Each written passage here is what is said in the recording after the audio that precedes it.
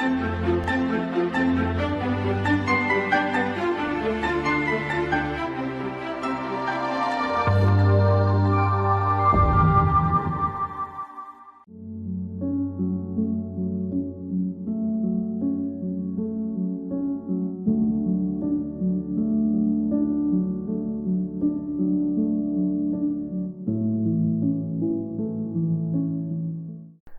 শিক্ষার্থী, আজকের বিষয় ভারতের শহরের স্থানীয় সরকার, urban local government in India.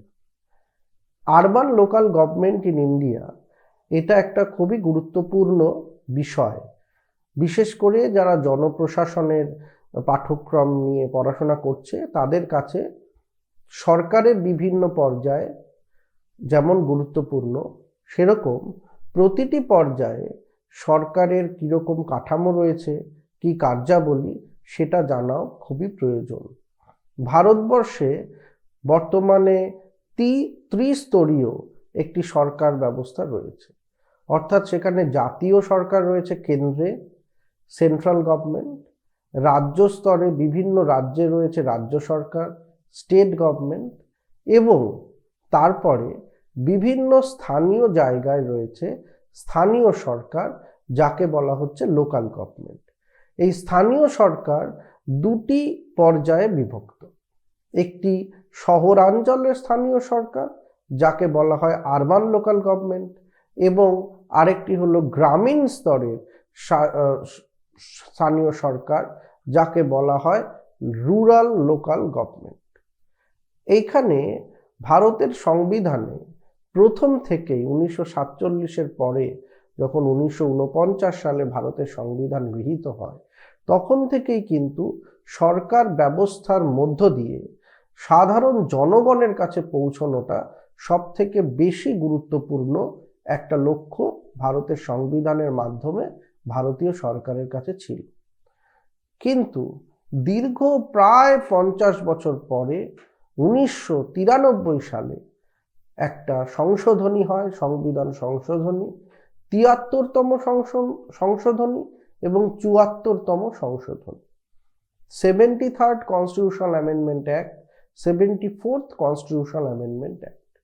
73rd constitutional amendment act বা 73তম সংবিধান সংশোধনী আইনের মাধ্যমে গ্রামীণ অঞ্চলের স্থানীয় স্বায়ত্ত সরকার নিয়ে অনুমোদন দেওয়া হয়, আইন তৈরি হয়, এবং 74তম সংবিধান সংশোধনী আইনের মধ্য দিয়ে আরবান লোকাল গভর্নমেন্ট বা শহরাঞ্চলের স্থানীয় সরকারকে অনুমোদন দেওয়া হয়। ভারতবর্ষে শহরে স্থানীয় সরকার শব্দটি জনগণ তাদের নির্বাচিত প্রতিনিধিদের মাধ্যমে শাসকদের শাসনকে নির্দেশ করে। একটি শহরে স্থানীয় সরকারের এখতিয়ার সেই নির্দিষ্ট শহরের এলাকার মধ্যে সীমাবদ্ধ থাকে।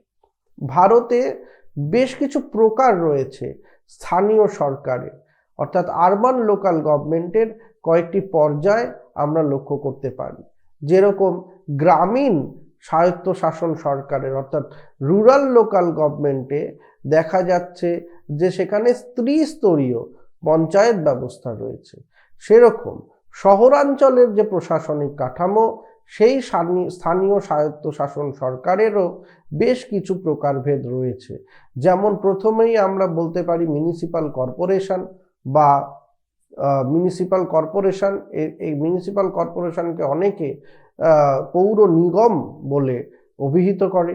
এরপরে আছে পৌরসভা বা মিউনিসিপ্যালিটি, তারপরে আছে নোটিফাইড এরিয়া কমিটি, এরপরে আছে টাউন এরিয়া কমিটি, তারপরে রয়েছে ক্যান্টনমেন্ট বোর্ড এবং টাউনশিপ রয়েছে তারপরে, এবং তারপরে রয়েছে পোর্ট ট্রাস্ট এবং বিশেষ উদ্যোগী সংস্থা।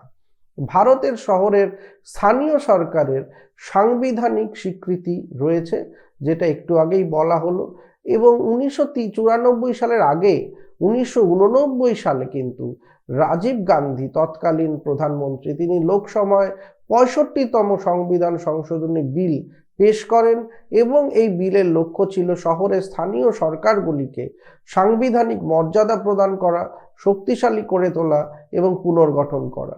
কিন্তু বিলটি লোকসভাতে সেই সময় পাশ হলেও পরে রাজ্যসভায় বাতিল হয়ে যায়। এরপরে পিভি নরসিমহা রাওয়ের সরকারের সময় 1991 সালের সেপ্টেম্বরে লোকসভায় সংশোধিত মিউনিসিপ্যালিটি বিল পেশ করা হয়। এটি অবশেষে 1992 সালে 74তম সংবিধান সংশোধনী আইন হিসাবে পাস হয় এবং 1 জুন 1993 সাল থেকে কার্যকর হয়। এই আইনটির মাধ্যমে ভারতের সংবিধানে একটি নতুন পার্ট যোগ করা হয়, 9A। 9 এই অংশটি ভারতের সংবিধানে যোগ করা হয়েছে। এই অংশটি দ্য মিউনিসিপ্যালিটিজ হিসাবে এখানে লেখা রয়েছে সংবিধানে, এবং এখানে 240 থেকে 243 ZG এই ধারা এখানে রয়েছে। কিন্তু এই আইনটি সংবিধানে একটি নতুন শিডিউল তৈরি করে, সেটা হচ্ছে দ্বাদশ তপশিল যুক্ত হয়। অর্থাৎ তার আগে 11টি তপশিল ছিল। 93 সালের পর থেকে মিউনিসিপ্যালিটি তারা একটি নতুন তপশিল বা শিডিউল তৈরি করে, সেটাকে দ্বাদশ তপশিল বলে উল্লেখ করা হয়। এবং এই তপশিলে পৌর নিগমের বা পৌরসভাগুলির 18টি কাজের কথা বর্ণনা করা রয়েছে এবং এই কার্যগুলি সংবিধানের 243 W ধারায় সম্পর্ক রয়েছে। এই ধারার এই সংশোধনী আইনটির মাধ্যমে শহরের স্থানীয় সরকারগুলি সাংবিধানিক স্বীকৃতি পায়। আইনের বিধান অনুযায়ী শহরের স্থানীয় সরকার গঠনের ক্ষেত্রে নতুন ব্যবস্থা গ্রহণ করার জন্য রাজ্য সরকারগুলিকে ক্ষমতা দেওয়া হয়েছে এবং তাদের দায়িত্ব দেওয়া হয়েছে।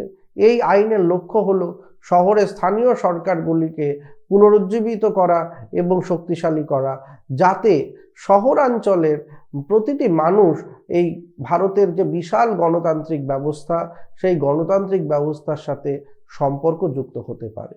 এবং এইখানে একটু আগেই আমরা যে ধারাগুলোর কথা বললাম, সেই ধারাগুলোর একটু বিস্তারিত লক্ষ্য করা যাক। সেখানে যে 243-এর পি থেকে 243-এর ZD পর্যন্ত এই মিউনিসিপ্যালিটি নিয়ে আলোচনা রয়েছে। প্রথমেই দেখা যাক যে 243P এই ধারায় কি আছে।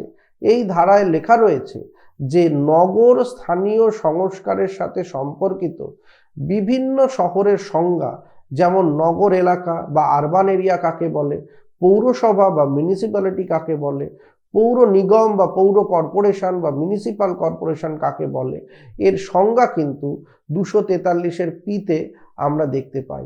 243-এর কিউ এই ধারায় আমরা নগর স্থানীয় সংস্থা গঠন এবং শ্রেণীবিন্যাস দেখতে পাই। শ্রেণীবিন্যাসগুলো তারা করেছে নগর পঞ্চায়েত, পৌরসভা, পৌর কর্পোরেশন বা পৌর নিগম। 243-এর আর ধারায় আমরা কি দেখতে পাচ্ছি, পৌর সংস্থাগুলির গঠন এবং প্রতিনিধিত্ব কিরকম হবে সেটা বর্ণিত আছে 243-এর আর ধারায়। 243-এর এস ধারায় ওয়ার্ড কমিটি এবং অন্যান্য কমিটির গঠনের কথা বলা রয়েছে।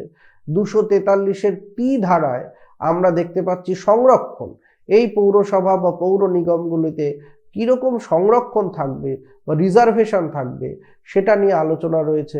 243-এর ইউ সেখানে পৌর সংস্থার মেয়াদ এবং তাদের পুনর্গঠনের কথা বলা হয়েছে। 243-এর ডাব্লিউ সেখানে কিন্তু পৌর সংস্থাগুলির ক্ষমতা, দায়িত্ব এবং কার্যাবলী বিশদভাবে বর্ণিত রয়েছে। 243-এর এক্স ধারায় পৌর সংস্থাগুলির সুপারিশ এবং তাদের আর্থিক ক্ষমতার কথা বলা রয়েছে। 243 জেড সেখানে হিসেব এবং নিরীক্ষণ এই পৌরসভায় কিভাবে হবে সেগুলো বলা রয়েছে। 243-এর জেড এ সেখানে নির্বাচন পরিচালনার দায়িত্বে পৌরসভা, পৌর নিগম এগুলির নির্বাচন পরিচালনার দায়িত্বে কে থাকবে সেটা বলা রয়েছে। 243-এর জেড বি এই অধ্যায়টিতে কিছু নির্দিষ্ট এলাকার সাথে সম্পর্কযুক্ত নয়, যেমন ষষ্ঠ তপশিলভুক্ত অঞ্চল, সেটা নিয়ে এখানে বর্ণিত আছে। 243-এর জেড সিতে পাহাড়ে অঞ্চল, পাহাড় যে অঞ্চলগুলো আছে, পর্বত অঞ্চল এবং উপজাতি অধ্যুষিত অঞ্চল, সেখানে এই ধারাগুলো যে প্রযোজ্য নয় সেটা বলা রয়েছে। 243-এর জেড ডি সেখানে জেলা পরিকল্পনা কমিটি, মহানগর পরিকল্পনা কমিটি গঠনের কথা বলা রয়েছে। 243-এর জেড ই ধারায় আমরা দেখতে পাচ্ছি যে আইনের যে কার্যকারিতা সেটা কিভাবে থাকবে, কোর্টে এই আইনগুলোকে সিদ্ধ করা যাবে কিনা, মামলা লড়া যাবে কিনা, এগুলোর কথা বলা আছে। এবং সর্বশেষ 243-এর জি ধারায় পৌর নির্বাচনের প্রশ্ন আদালতে কিন্তু করা যাবে না, এইটা অর্থাৎ নির্বাচন কেন্দ্র করা, কোনো দুর্নীতি হলে আদালতে যাওয়া যাবে, কিন্তু এগুলোর নির্বাচন কিভাবে নির্বাচন হলো, কারা মেয়র হলো, কিভাবে হলো, এই নিয়ে কোনো কিন্তু প্রশ্ন আদালতে তোলা যাবে না বলেই এই 243-এর জি ধারায় কিন্তু উল্লেখ করা রয়েছে। এবারে এখানে যে নতুন তপশিল গঠন হয়েছে 12 শিডিউল, সেখানে কি বলা রয়েছে, সেখানে 18টি, একটু আগেই আমরা বলেছি যে 18টি কাজের কথা বলা রয়েছে। প্রথম তাদের দায়িত্ব হচ্ছে, অর্থাৎ শহরের স্থানীয় প্রশাসনের প্রথম দায়িত্ব হচ্ছে নগর পরিকল্পনা বা আরবান প্ল্যানিং। তারপরে যে দায়িত্বের কথা বলা রয়েছে সেটা হচ্ছে গিয়ে ভূমি ব্যবহারের নিয়ন্ত্রণ, অর্থাৎ রেগুলেশন অফ ল্যান্ড ইউজেস, এইটা বলা রয়েছে। তারপরে বিভিন্ন রাস্তা ও সেতু নির্মাণ এবং রক্ষণাবেক্ষণের কথা বলার আছে। তারপরে হচ্ছে জল সরবরাহ বা ওয়াটার সাপ্লাই, তারপরে জনস্বাস্থ্য, স্যানিটেশন এবং কঠিন বর্জ্য ব্যবস্থাপনা, অর্থাৎ পাবলিক হেলথ, স্যানিটেশন এবং ওয়েস্ট ম্যানেজমেন্ট, এগুলো তাদের কাজের মধ্যে পড়ছে। এরপরে গুরুত্বপূর্ণ কাজটি হচ্ছে অগ্নি নির্বাপন ব্যবস্থা, ফায়ার সার্ভিস। তারপরে নগরের বনায়ন, পরিবেশ সুরক্ষা এবং বাস্তুতন্ত্র উন্নয়ন, অর্থাৎ এনভায়রনমেন্ট, সাস্টেনেবল এনভায়রনমেন্ট, এইগুলো তৈরি করা খুবই এদের গুরুত্বপূর্ণ কাজ। তারপরে হচ্ছে দুস্থদের পুনর্বাসন এবং দরিদ্র কল্যাণ, অর্থাৎ এখানে কিন্তু যারা পভার্টি লেভেলের নিচে রয়েছে, বিলো পভার্টি লাইন রয়েছে, তাদেরকে ঠিক মতো নতুন আশ্রয়ে নিয়ে যাওয়া এখানে একটা কাজ। শহরের আলোকসজ্জা, স্ট্রিট লাইটিং, এই বিভিন্ন গলিতে বিভিন্ন রাস্তায় যাতে পর্যাপ্ত আলো থাকে, সেই নিয়েও কিন্তু এইটা তাদের কাজের মধ্যে পড়ছে। এবং বিভিন্ন সমাধিস্থল ও শ্মশানের রক্ষণাবেক্ষণ, পশু সংরক্ষণ, বাজার ও হাটের পরিচালনা, জন্ম মৃত্যু নিবন্ধকরণ, অর্থাৎ ডেথ সার্টিফিকেট, বার্থ সার্টিফিকেট, এগুলো আমরা এখান থেকে পেতে পারি। সার্বজনীন শিক্ষা, পাবলিক ইউনিভার্সাল এডুকেশন এবং সাংস্কৃতিক ও নান্দনিক বিষয় উন্নয়ন, জনস্বাস্থ্য ও পরিবারের যত্ন, সাধারণ জনসেবামূলক কার্যক্রম। এবং 18 নম্বর কাজটি যেটা বর্ণিত আছে দ্বাদশ তপশিলি জাতিতে, সেটা হচ্ছে দারিদ্র দূরীকরণের প্রকল্পের বাস্তবায়ন। প্রকল্প তো কেন্দ্র সরকার বা রাজ্য সরকার নেয়, কিন্তু তার বাস্তবায়নের দায়িত্ব এই পৌর নিগম বা পৌরসভাগুলিকে দেওয়া হয়। ভারতবর্ষে এই স্থানীয় স্বায়ত্ত শাসন ব্যবস্থায়, সেটা শহরাঞ্চলেই হোক বা গ্রামাঞ্চলেই হোক, একটা বড় সাফল্যের যে ছবি সেটা কিন্তু আমরা দেখতে পাই পশ্চিমবঙ্গে। West Bengal is a success story of local government experiment in India. এই যে সাফল্যের ছবি পশ্চিমবঙ্গে আমরা দেখতে পাই, তার জন্য আমাদের কিন্তু আলাদা করে পশ্চিমবঙ্গের যে শহরের স্থানীয় স্বায়ত্ত শাসন, তার উপরে লক্ষ্য রাখতেই হবে। এবং সেখানে দেখা যাচ্ছে যে স্বাধীনতার পরে পশ্চিমবঙ্গের শহরের অঞ্চলের যে স্থানীয় সরকারগুলি পরিচালিত হয়েছে, তা কিন্তু স্বাধীনতার আগে ঔপনিবেশিক শাসনের সময় 1932 সালের যে আইন, পৌর আইন, তার মাধ্যমেই চলছিল। কিন্তু 74তম সংবিধান সংশোধনীর পরে 1993 সালে পশ্চিমবঙ্গে নতুন পৌর আইন প্রণীত হয় এবং 1932 সালের আইনটি রদ করা হয়। এই নতুন 93 সালের যে আইন পশ্চিমবঙ্গের বিধানসভায় পাশ হয়, সেখানে দেখা যাচ্ছে যে 1 জুন 1994 থেকে এই আইন কার্যকর হবে, এটা বলা হয়েছে। এবং এই বিভিন্ন সময় এই আইন সংশোধন করা হয়েছে। পরবর্তী সময়ে 2011 সালে, 2013 সালে এই আইন আমরা সংশোধন হতে দেখেছি। কিন্তু মূলত তারা কয়েকটি নির্দিষ্ট শহরাঞ্চলের যে শাসন ব্যবস্থা, দুটি পর্যায়ে তারা করেছে। একটা হচ্ছে পৌর নিগম বা মিউনিসিপ্যাল কর্পোরেশন, এখানে বৃহত্তর যে শহরগুলি পশ্চিমবঙ্গে বৃহৎ, তাদের জন্য এটা রয়েছে। এবং যেগুলো ছোট শহরাঞ্চল তার জন্য মিউনিসিপ্যালিটি বা পৌরসভা রয়েছে। এখন কিভাবে এটা গঠন হবে এই নিয়ে পশ্চিমবঙ্গের যে আইন সেখানে বিস্তারিত বর্ণনা রয়েছে।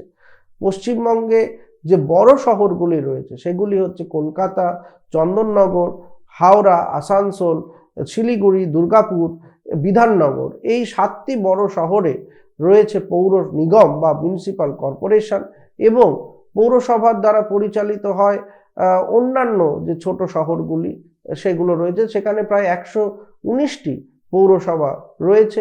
পশ্চিমবঙ্গ পৌর আইন অনুযায়ী পৌরসভাগুলিকে ক, খ, গ, ঘ ও উম এই 5টি ভাগে ভাগ করা হয়েছে এবং এই পৌরসভার জনসংখ্যার ভিত্তিতে, অর্থাৎ একটা অঞ্চলের জনসংখ্যা কতটা সেই শ্রেণীবিভাগ করা হয়েছে।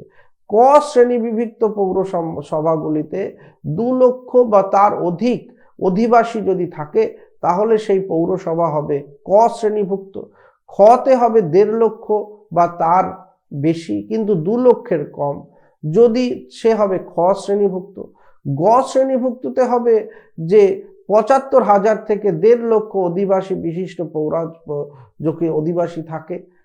গ শ্রেণীভুক্ত হবে যে 25,000 থেকে 75,000 মধ্যে যদি এই এলাকার জনসংখ্যা থাকে, অধিবাসী বৃন্দ থাকে।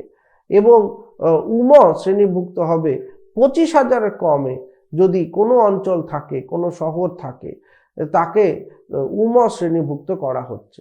ক শ্রেণীর পৌরসভার ক্ষেত্রে 35টি হতে পারবে, খ শ্রেণীতে 35টি, গ শ্রেণীর ক্ষেত্রে 25, ঘ শ্রেণীর ক্ষেত্রে 20 এবং উম শ্রেণীর পৌরসভা মোট হতে পারে 15টি। এইটাই পশ্চিমবঙ্গের পৌরসভা আইনে বর্ণিত রয়েছে। পশ্চিমবঙ্গের পৌর আইনে পৌরসভার সদস্যদের কাউন্সিলরদের নামে অধ্যায়িত করা হয়। কাউন্সিলররা নির্বাচিত হন প্রাপ্তবয়স্ক ভোটারদের মাধ্যমে, তাদের ভোটাধিকারের মাধ্যমে।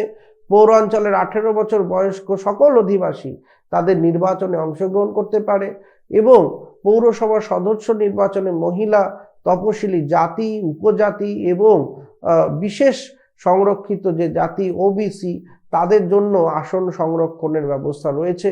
নতুন পৌর আইনে কাউন্সিলর পদপ্রার্থীদের প্রয়োজনীয় যোগ্যতা সম্পর্কে আলোচনা আছে পশ্চিমবঙ্গে এবং কাউন্সিলর হতে গেলে কতগুলি যোগ্যতা হচ্ছে, যেমন সেই পৌর অঞ্চলের বাসিন্দা হতে হবে বা ভোটার হতে হবে, 21 বছর ন্যূনতম বয়স হতে হবে এবং কোনো বিকৃত মানসিকতা হওয়া চলবে না, দেউলিয়া হওয়া চলবে না, অন্য কোনো পৌরসভা, পৌর প্রতিষ্ঠান বা যে কোনো স্তরের পঞ্চায়েত বা মহকুমা পরিষদের সদস্য থাকা যাবে না এবং পৌরসভার কোনো লাভজনক পদে বা পৌরসভার কোনো চাকরিও কিন্তু করা যাবে না।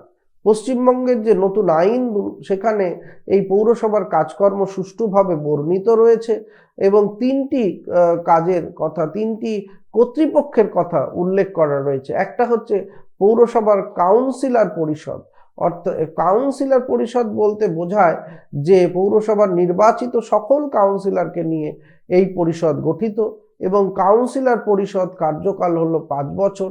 কাউন্সিলর পরিষদের সদস্যরা প্রথম অধিবেশনে নিজেদের মধ্যে একজনকে সভাপতি হিসাবে নির্বাচন করে এবং সেখান থেকে আবার নতুন একটা কর্তৃত্বের তৈরি হয় যাকে বলা হয় স্বপারিষদ সভাপতি, দ্য চেয়ারম্যান ইন কাউন্সিল। পৌর নিগমের ক্ষেত্রে এটাকে বলে স্বপারিষদ মেয়র বা মেয়র ইন কর্পোরেশন। এখানে চেয়ারম্যান ইন কাউন্সিল, পৌর নিগমের ক্ষেত্রে, কর্পোরেশনের ক্ষেত্রে মেয়র ইন কাউন্সিল। এই স্বপরিষদ সভাপতি গঠিত হয় পৌরসভার সভাপতি, সহসভাপতি এবং বিভিন্ন শ্রেণীর পৌরসভার ক্ষেত্রে যেরকম কাউন্সিলরের সংখ্যা তা নিয়ে এটা গঠিত হয়। এবং সবথেকে গুরুত্বপূর্ণ যে পদ পৌর নিগম বা পৌরসভার ক্ষেত্রে, পৌর নিগমের ক্ষেত্রে মেয়র, পৌরসভার ক্ষেত্রে চেয়ারম্যান, সেখানে দেখা যায় যে প্রশাসনিক ক্ষেত্রে এইটা হচ্ছে সর্বোচ্চ পদ এবং সভাপতি হলেন পৌরসভার প্রধান কার্যনির্বাহী, এক্সিকিউটিভ হেড। এই সভাপতির কার্যকাল হলো 5 বছর এবং পৌরসভার প্রধান কার্যনির্বাহী যে আধিকারিক কমিটি ব্যবস্থা রয়েছে সেই কমিটি ব্যবস্থা 2002 সালের সংশোধিত পশ্চিমবঙ্গের পৌরসভা আইন অনুযায়ী কমিটি গঠনের কথা বলা রয়েছে। তারপরে রয়েছে ওয়ার্ড কমিটি এগুলো ব্যুরো কমিটি, বিশেষ কমিটি, যৌথ কমিটি, স্থায়ী কমিটি এবং ঐতিহ্য সংরক্ষণ কমিটি। এইগুলো হচ্ছে পৌরসভার বিভিন্ন কমিটিগুলো রয়েছে পশ্চিমবঙ্গে। এখানকার ক্ষমতা ও কার্যাবলী যদি দেখা যায়, যদি আমরা ক্ষমতার কথা বলি, তাহলে বলা যেতে পারে যে পশ্চিমবঙ্গের যে পৌর আইন রয়েছে বিভিন্ন সময় সংশোধিত হওয়ার পরে সেখানে পৌরসভাগুলির হাতে ব্যাপক ক্ষমতা ও দায়িত্ব দেয়া রয়েছে। বর্তমান আইন অনুযায়ী পৌরসভার ক্ষমতা ও কার্যাবলী বিভিন্ন রয়েছে, সেখানে 3 ভাগে তাদের কাজকে ভাগ করা রয়েছে এবং 1993 সালের যে পশ্চিমবঙ্গের আইন সেখানে 60 থেকে 66 ধারার মধ্যে এ বিষয়ে আলোচনা রয়েছে। প্রথম যে কাজ, যেটা খুবই গুরুত্বপূর্ণ, সেগুলোকে বলা হয় অব্লিগেটরি ফাংশনস বা ম্যান্ডেটারি ফাংশনস বা বাধ্যতামূলক কার্যাবলী। সেগুলো হলো যে 4 ধরনের। সেখানে পশ্চিমবঙ্গের পৌরসভা আইনের যে বাধ্যতামূলক কাজ 4টি, সেটা হলো প্রশাসনিক বা এক্সিকিউটিভ কাজ, উন্নয়নমূলক বা ডেভেলপমেন্টাল কাজ, জনকল্যাণমূলক পাবলিক ওয়েলফেয়ারের কাজ এবং জনস্বাস্থ্য সম্পর্কিত পাবলিক হেলথের কাজ। স্বেচ্ছাধীন কার্যাবলী ডিসক্রিশন, এটা বিভিন্ন পৌরসভা বা পৌর নিগমগুলি এগুলো করতেও পারে, নাও করতে পারে, তাদের নিজস্ব স্বেচ্ছার ওপরে নির্ভর করে। সেইখানে 41টি বিষয়ের উল্লেখ রয়েছে। তার মধ্যে এই 41টি বিষয়কে 5টি ভাগে ভাগ করা হয়েছে এবং এই 5টি ভাগ হলো প্রশাসনিক, এক্সিকিউটিভ, উন্নয়নমূলক বা ডেভেলপমেন্টাল, 3 নম্বরে রয়েছে জনস্বাস্থ্যমূলক বা পাবলিক হেলথ এবং 4 নম্বরে রয়েছে জনকল্যাণমূলক বা পাবলিক ওয়েলফেয়ার এবং তারপরে রয়েছে শিক্ষা সম্পর্কিত অর্থাৎ এডুকেশনাল ফাংশনও কিন্তু গুরুত্বপূর্ণ রয়েছে এই স্বেচ্ছাধীন ক্ষমতায়। এবং 64 নম্বর ধারায় পশ্চিমবঙ্গে 93 সালের যে আইন, সেখানে এটা নিয়ে আলোচনা হয়েছে।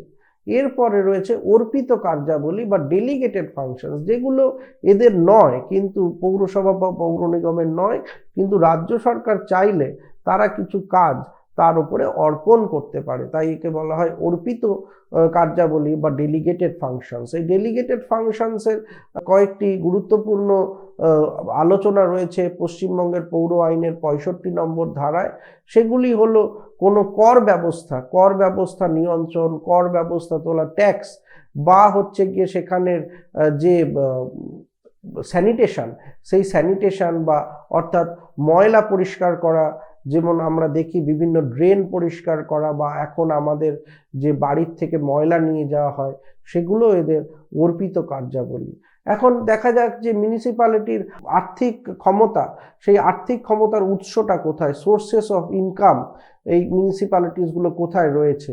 এখানে দেখা যাচ্ছে যে বিপুল অর্থের প্রয়োজন একটা শহরাঞ্চলে সরকার পরিচালনের জন্য, এবং সেখানে নিজস্ব সূত্র থেকে অর্থ আসতে পারে, তারা নিজেরা বিভিন্ন চাঁদা তুলে বিভিন্ন কর ব্যবস্থা তৈরি করে সেটা তুলতে পারে, রাজ্য সরকারের থেকে আর্থিক সাহায্য পেতে পারে এবং তারা ঋণ গ্রহণ করতে পারে বিভিন্ন জায়গা থেকে। এরপরে পশ্চিমবঙ্গে 1400টিরই বেশি ওয়ার্ড রয়েছে বিভিন্ন পৌর কর্পোরেশনের, এবং এই ওয়ার্ড কমিটির মোট হচ্ছে 144টা। কলকাতা মিউনিসিপ্যাল কর্পোরেশন অর্থাৎ কলকাতা পৌর নিগমে 144টা ওয়ার্ড রয়েছে, যেগুলো এবং যে 7টি এখানে রয়েছে ওয়ার্ড, যে ওয়ার্ডগুলো রয়েছে সেগুলো 7টি পৌর নিগমের অঞ্চলে, যেটা আগেই বলেছি, কলকাতা, হাওড়া, বিধাননগর, চন্দননগর, দুর্গাপুর, আসানসোল এবং শিলিগুড়ি। এরপরে দেখা যাক যে পৌর কর্পোরেশনের গঠন, স্ট্রাকচার অফ মিউনিসিপ্যাল কর্পোরেশন। সেখানে দেখা যাচ্ছে যে একটা ওয়ার্ড ভিত্তিক বিভাজন রয়েছে। পৌরসভার পৌর কর্পোরেশনগুলি ওয়ার্ডের ভিত্তিক পরিচালিত হয়। প্রতিটি ওয়ার্ডের জনগণের ভোটে একজন করে কাউন্সিলর নির্বাচিত হয়। এরপরে রয়েছে মেয়র ও ডেপুটি মেয়রের পদ। প্রতিটি পৌর কর্পোরেশনে শীর্ষস্থানীয় প্রশাসনিক প্রধান হলেন মেয়র এবং মেয়রের সহযোগী হলেন ডেপুটি মেয়র। মেয়র ও ডেপুটি মেয়র কর্পোরেশন বা পৌর নিগমের পরিকল্পনা ও কার্যকরী নেতৃত্ব দেন। এরপরে রয়েছে বোর্ড অফ কাউন্সিলর্স। এই বোর্ড অফ কাউন্সিলর হচ্ছে নির্বাচিত কাউন্সিলরদের নিয়ে গঠিত একটি বোর্ড। তারা বিভিন্ন ধরনের প্রকল্প অনুমোদন এবং বাজেট প্রণয়নের দায়িত্ব পালন করে। এরপরে রয়েছে স্ট্যান্ডিং কমিটি বা স্থায়ী কমিটি, যেখানে বিভিন্ন বিভাগ যেমন স্বাস্থ্য, শিক্ষা, জল সরবরাহ, পরিবহন এবং নির্মাণ, এই সব কিছু নিয়ে স্থায়ী কমিটি থাকে। এই কমিটিগুলি সংশ্লিষ্ট বিষয়ে সিদ্ধান্ত গ্রহণ ও পরিচালনা করে। এরপরে রয়েছে প্রশাসনিক বিভাগ। কর্পোরেশনের প্রতিদিনের প্রশাসনিক যে কাজকর্ম তার পরিচালনার জন্য একজন কমিশনার নিযুক্ত করা হয়। এই কমিশনে রাজ্য সরকারের প্রতিনিধি হিসাবেও একজন থাকেন এবং পৌর প্রতিনিধি পৌর পরিষদ রক্ষণাবেক্ষণ করেন। এরপরে এখানে এই আইনে বর্ণিত আছে নির্বাচন ব্যবস্থা। প্রতি 5 বছরে একবার করে পৌর নিগম এবং পৌরসভার নির্বাচনগুলি হয় এবং পৌর নিগমের 3টি গুরুত্বপূর্ণ দায়িত্ব বা কাজের কথা বলা রয়েছে। একটা হচ্ছে স্বাস্থ্য ও স্যানিটেশন, নিকাশি ব্যবস্থা, বর্জ্য ব্যবস্থাপনা, স্বাস্থ্যকেন্দ্র পরিচালনা, জল সরবরাহ, বিশুদ্ধ পানীয় জল সরবরাহ, রাজ্যের আলোকসজ্জা, রাস্তা নির্মাণ, মেরামত, রাস্তা মেরামত, রাস্তা রক্ষণাবেক্ষণ, এই সব কিছুর কাজ, প্রাথমিক শিক্ষা, প্রাথমিক বিদ্যাঘর মানে বিদ্যালয় পরিচালনা ও উন্নয়ন, এগুলো সবই এই গুরুত্বপূর্ণ ক্ষমতার মধ্যে রয়েছে। ঐচ্ছিক দায়িত্ব যেটা হয়েছে সেটা হচ্ছে পার্ক ও উদ্যান নির্মাণ, খেলাধুলার সুযোগ সুবিধা, রাজ্যের স্থাপন ও বিভিন্ন বাজার স্থাপন। অনেক সময় সবজি মন্ডি হয়, অনেক সন্ধ্যাকালীন বাজার হয়, এইগুলো কিন্তু স্থাপন করা বা নিয়ন্ত্রণ করা, বা বিভিন্ন মেলা হয়, বিভিন্ন মরশুমে মেলা হয়, সেগুলোও কিন্তু এই ঐচ্ছিক দায়িত্বের মধ্যে পড়ে। এরপরে হচ্ছে রাজস্ব সংগ্রহ। সেখানে মানে সোর্সেস অফ ইনকাম, টাকা পয়সা কিভাবে আসবে, সেটা সম্পত্তির কর থেকে আসতে পারে, ব্যবসায়িক কর থেকে আসতে পারে, পানীয় জলের কর, পার্কিং ফি, লাইসেন্স ফি ইত্যাদি থেকে আসতে পারে। মোটামুটিভাবে পশ্চিমবঙ্গের যে পৌরসভা বা পৌর নিগম রয়েছে তাদের যে ব্যবস্থা, সেই ব্যবস্থা কিন্তু আমরা একটা বলতে পারি যে একটা মডেল।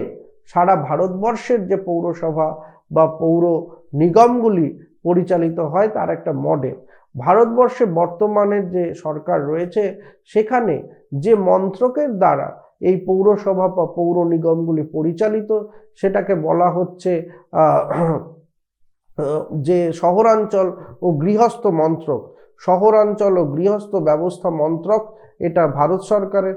পশ্চিমবঙ্গের ক্ষেত্রে পৌরসভা বা পৌর নিগমগুলিকে যারা পরিচালন করে সেটা হচ্ছে শহর উন্নয়ন ও পৌর ক্রিয়াকলাপ মন্ত্র, এর দায়িত্বে কিন্তু এই মন্ত্রক রয়েছে। অর্থাৎ ভারতবর্ষে আমরা দেখতে পাচ্ছি যে শহরাঞ্চল ও গৃহস্থ মন্ত্রক, প্ল্যানিং, আরবান প্ল্যানিং, আরবান যে হোম অ্যাফেয়ার্স, তারা কিন্তু এটাকে দেখছে।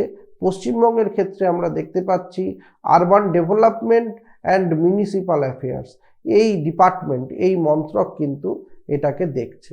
এবারে আমরা একটা সার্বিক যদি আলোচনার কথা বলি তাহলে প্রথমেই বলতে হবে যে ভারতবর্ষ হচ্ছে একটা সংসদীয় গণতন্ত্র প্রতিনিধিত্বমূলক ব্যবস্থার একটা প্রকৃষ্ট উদাহরণ। বিশ্বের সবথেকে বড় গণতন্ত্র আমরা ভারতবর্ষকে বলি। এই ভারতবর্ষের গণতন্ত্রকে আরো সুদৃঢ়, আরো মজবুত, আরো বিকেন্দ্রীকৃত এবং আরো জনগণ ভিত্তিক করে তুলেছে এই স্থানীয় সরকারগুলি। অনেক সময় একে বলা হয় যে government at the door step, অর্থাৎ মানুষের দুয়ারে, মানুষের ঘরে যদি সরকারকে পৌঁছতে হয় তাহলে দিল্লিতে বসে বা কোনো রাজ্যের যে একদম গুরুত্বপূর্ণ শহর, রাজধানী, সেখানে বসে যদি সরকার পরিচালনা করা হয় তাহলে সাধারণ মানুষের থেকে অনেক দূরে সরকার থাকবে। তাই সরকারকে প্রতিটি মানুষের কাছে নিয়ে যাওয়ার জন্য স্থানীয় সরকারের যে ধারণাটি তৈরি হয় এবং ভারতবর্ষে এত সুদৃঢ় সুন্দরভাবে এই স্থানীয় সরকার স্বায়ত্ত বা শাসন ব্যবস্থা চলছে যে সেখানে এই শহরাঞ্চলের স্থানীয় যে স্বায়ত্ত শাসন ব্যবস্থা সেটি একটি প্রকৃষ্ট উদাহরণ এবং এটা ভারতবর্ষের যে সার্বিক গণতান্ত্রিক বিকেন্দ্রীকৃত ব্যবস্থা তাকে শক্তিশালী করছে। এবং ভারতবর্ষের শহরাঞ্চলের পরিচালনার দায়িত্বে বিভিন্ন রাজ্যে পৌরসভা এবং পৌর নিগমগুলি যথেষ্ট গুরুত্বপূর্ণ এবং দায়িত্ব সহকারে তাদের কাজ করছে এবং একবিংশ শতাব্দীতে অর্থাৎ গত 10 বা 20 বছরে বিশেষ করে এদের কাজ আরো বেড়েছে। বিশেষ করে খুব সম্প্রতি যখন কোভিড অতিমারি হয়, সেই কোভিড অতিমারির সময় এই পৌর নিগম বা পৌরসভাগুলি অত্যন্ত গুরুত্বপূর্ণ ভূমিকা পালন করেছে। একেবারে মানুষের কাছে বিভিন্ন সামগ্রী পৌঁছে দেওয়া, ওষুধ থেকে শুরু করে বিভিন্ন বস্তু পৌঁছে দেওয়া, খাবার পৌঁছে দেওয়া, এগুলো সবই কিন্তু এই যে স্থানীয় সরকার তারাই গুরুত্বপূর্ণ ভূমিকা নিয়ে পালন করেছে। এবং ভারতবর্ষের মধ্যে পশ্চিমবঙ্গ একটি অগ্রণী ভূমিকা পালন করেছে। একদম বহু বর্তমানে যে সরকার আছে তার আগের সরকারের আমল থেকেই এই ভূমিকা তারা পালন করে চলেছে এবং শহর কেন্দ্রিক স্থানীয় স্বায়ত্তশাসন ব্যবস্থায় তাদের অত্যন্ত গুরুত্বপূর্ণ এবং উল্লেখযোগ্য ভূমিকা আছে। এই মিউনিসিপ্যালিটি নিয়ে আলোচনা কখনোই শেষ করা যায় না যদি না আমরা আরবান গভর্নেন্স, আরবান ডেভেলপমেন্ট এবং আরবান ইকোনমিক্স অর্থাৎ শহরাঞ্চলের উন্নয়ন, শহরাঞ্চলের অর্থনীতি এবং শহরাঞ্চলের পরিকল্পনা এগুলোকে আমরা বোঝার চেষ্টা করি। এবং এই ক্ষেত্রে একটি খুবই ভালো বই যেটা খুব সম্প্রতি বেরিয়েছে, বরুণ গান্ধী লিখেছেন আরবান মেট্রোপলিস, আরবান মেট্রোপলিস বলে বইটির নাম, এবং সেটা গত বছর 2024 সালে বেরিয়েছে। এবং সেখানে দেখা যাচ্ছে যে তিনি বলছেন যে ভারতবর্ষের শহরাঞ্চলে অনেক সমস্যা রয়েছে এবং এই শহরাঞ্চলের সমস্যাগুলো আজকের সমস্যা নয়, ব্রিটিশ সময় থেকে, ঔপনিবেশ সময় থেকে এই সমস্যাগুলি রয়েছে। তার একটি বড় উদাহরণ দিতে তিনি বলছেন যে জল নিকাশি ব্যবস্থা। আমরা অনেক সময় শহরে দেখি যে ভারতবর্ষে একটা বড় উন্নত শহর হচ্ছে ব্যাঙ্গালোর, কর্ণাটকে রয়েছে, কর্ণাটক রাজ্যে অবস্থিত, বা কলকাতা পশ্চিমবঙ্গে। সেখানে আমরা দেখি যে বৃষ্টি হলে জল জমে যাচ্ছে, জল নিকাশি ব্যবস্থা করা যাচ্ছে না। তো এই লেখক তিনি দেখাচ্ছেন গবেষণা করে যে ভারতবর্ষের প্রতিটি রাজ্যে এই যে আন্ডারগ্রাউন্ড পাইপ অর্থাৎ যে জল নিকাশি ব্যবস্থাটা তো মাটির তলা দিয়ে অনেক সময় হয়, সেগুলো ব্রিটিশ আমলে করা হয়েছে এবং ব্রিটিশ আইনের যে পরিকল্পনা সেই সময়কার পরিকল্পনা। কিন্তু আজকে ব্রিটিশের সময় থেকে আমরা স্বাধীনতা অর্জন করেছি প্রায় আজকে 78 বছর। এই 78 বছরেও আমরা দেখছি যে সেই যে নিচে দিয়ে যে পাইপগুলো গেছে রাস্তার নিচে দিয়ে, সেগুলোকে কিভাবে আমরা মেরামত করব, তার উপরে কত নতুন নতুন আবাসন, নতুন কোম্পানি, নতুন আমরা শিল্প সংস্থা এগুলো তৈরি হতে দেখেছি। তাহলে এখন এই যে শহরাঞ্চলের যে অসুবিধাগুলো, সেই অসুবিধাগুলো আমরা আজকে বর্তমান সময়ে আমরা অনুভব করছি, কিন্তু এই অসুবিধাগুলোর সূত্র বর্তমানে নেই। এই অসুবিধাগুলোর সূত্র হচ্ছে অতীত, আমাদের অতীত সময়। এবং আজকে এর সুরাহা করতে গেলে শুধুমাত্র যে মিউনিসিপ্যালিটি বা পৌর নিগম, পৌরসভা এদেরকে দায়িত্ব নিতে হবে তা নয়, আমাদের নিজেদেরকে জীবনযাপন উন্নত করতে হবে এবং আমাদের অনেক সচেতন হতে হবে। তবেই আমরা এই স্থানীয় স্বায়ত্ত সরকারগুলিকে আরো জোরদার এবং শক্তিশালী করে তুলতে পারবো। কতগুলি সহায়ক গ্রন্থপুঞ্জি অত্যন্ত দরকার। সেটা হচ্ছে ওয়েস্ট বেঙ্গল মিউনিসিপ্যাল অ্যাক্ট রয়েছে একটি বই রয়েছে guide to Kolkata municipal corporation. ভারতবর্ষের ক্ষেত্রে urban local self government in India রয়েছে, মিউনিসিপ্যাল অ্যাডমিনিস্ট্রেশন ইন ইন্ডিয়া, এই কয়েকটি বই। এবং আমি আরেকটি বইও বললাম আরবান মেট্রোপলিস, বরুণ গান্ধী। সেগুলো খুবই গুরুত্বপূর্ণ গ্রন্থ হতে চলেছে শিক্ষার্থীদের কাছে মিউনিসিপ্যালিটি নিয়ে ভারতবর্ষের আলোচনা। ধন্যবাদ।